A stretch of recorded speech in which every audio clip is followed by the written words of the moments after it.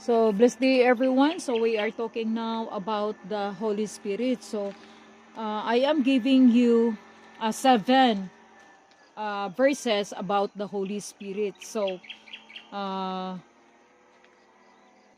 who is a Holy Spirit? So, Holy Spirit who help us to make our path straight. The Holy Spirit who help us to resist the flesh. The Holy Spirit who give us the desire to pray. Mao kana mga igsoon. So in number 1 nga Bible verse nga ako i-share diya kaninyo in Romans chapter 8 verse 26 paingon sa 28, Holy Spirit comes to help us search our heart, know our menu, those who love God to follow Him. So mao kana ang una nga bersikulo nga akong ika-share diha kaninyo. So number 2 mga igsoon, by talking to God mga igsoon in Psalm 143 verse 10 mga igsoon, by talking to God through our prayers, teach me Lord or give me on a safe path or to do ako o God sa pag tutol sa maayo nga dalan o Ginoo, kanang safety nga dalan o Lord, tapangi ako ka ikaw ang akong Ginoo.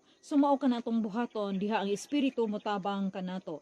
So ikatulo mga igsoon or number 3 nga akong ika-share kaninyo about the Holy Spirit, 2 Corinthians chapter 3 verse 16 to 18 mga igsoon, God will transform us when we pray. So when we turn to the Lord, the veil will remove.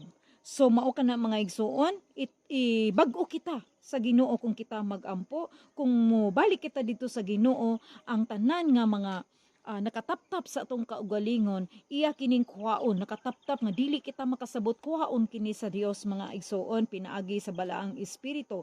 So the Lord is the Spirit, where the Spirit of God is present, all of us reflect the glory of the Lord, the same glory coming from the Lord who is the Spirit, transform us into His likeness in an ever greater degree of glory. So mao kana mga igsoon nga ang balaang espiritu maoy mautro kanato mga igsoon. So number 4 mga igsoon, we transform when we pray or call God. So una, atong ibutang put God first in our house. So atong ibutang ang Ginoo sa atong balay o He will bless our home. Panalanginan niya ang atong balay. So put God first in our organization. He will bless our organization. So mao kana mga igsoon ang number 2. Organization like our church or any organization bisan sa office.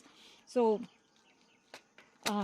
mo tabang ang Dios kanato kung kita atong iuna ang Dios diha. Number 3 mga igsoon, put God first in our project or work. So bisag unsa atong trabahoon, unahon gyud ang Dios og iyang He will bless our work. So iyang panalanginan ang atong trabaho. So number 4 mga igsoon, put God in your vision. So unsa man ang imong mga plano, iuna gyud og butang ang Dios.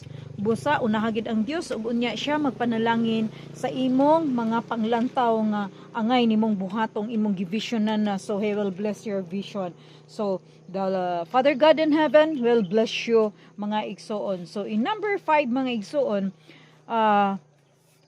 don't ignore prayer. So dili na to ignorahon lang, nga dili lang ta magampo, i-ignore lang nato na siya. So be attentive to the voice of the Holy Spirit. If we feel to desire in praying always, it shows God is drawing you. So kung nabati gay nato nga gusto kita magampo gid kita, dili nato i-ignore ang pag-ampo nato, kay buti pasabot kung kita naa gid ang atong kagustuhan sa pag-ampo, naa ang Dios kanato, haduol siya kanato. So act what you desire. So kinahanglan mobuhat kita unsang atong gusto. We must discipline ourselves to prayer. The Holy Spirit give us what we desire. We must make decision to pray, implement the desire to make the decision. So mao ka na i-implementar gid nato ang atong desire to pray. So ato gid na i-implementar sa atong kaugalingon nga mo ampo gid kita. So mao ka na ang number 5 mga igsoon. So number 6 mga igsoon, a day without prayer is the demonstration of pride. So ang adlaw gani mga igsoon nga dili kita mo ampo sa mga gikapoy kita, so dili kita mo ampo. So mauna ka na ang demonstration sa garbo. So mao kana mga igsoon, a day without prayer is the demonstration of pride. So the demonstration of unhealthy self-reliance into the secret place, but we ignore God. So gi-ignore na to ang Ginoo, bisag iya na kitang gitawag nga mo adto kita sa sekreto nga lugar ug magampo kita, but ato kanang gi-ignore. So in Ezekiel chapter 36 verse 26 paingon sa 27 mga igsoon, God give a new heart, a new mind. I will take away your stubbornness heart, stone heart, give obedient heart. Mao kana ang ihatag sa Ginoo mga igsuon, iya kanang kuhaon mga ang stubborn nga kasing-kasing og gahi nga kasing-kasing nga sama sa bato ug iya kitang tagaan og masinugtanon nga kasing-kasing kung kita mo ampo diha kaniya pinaagi sa balaang espiritu. So I will put my spirit in you, and I will see to it that you will follow my laws and keep all my commands I have give you. So mao kana mga igsuon, iyang giingon kung kita mutawag kita kaniya, iyang ibutang ang iyang espiritu diri kanato og kana makita diha nga kita mosunod na sa iyang mga balaod og ato kanang timan-an ang iyang mga sugo kanato nga iyang gihatag kanato. So mao kani ang last mga igsoon, number 7, lastly about the spirit. So Ephesians chapter 2 verse 8 paingon sa 10 mga igsoon, we are saved not because of good deeds, but we are saved the grace of the Lord, but God created us through Jesus Christ for us to do good work. So klaro kay mga igsoon sa Ephesians chapter 2 verse 8 paingon sa 10 nga wala kita naluwas tungod sa atong mga maayong buhat, but naluwas kita tungod sa grasya sa Dios, pero gihimo kita sa Dios pinaagi kang Hesukristo aron kita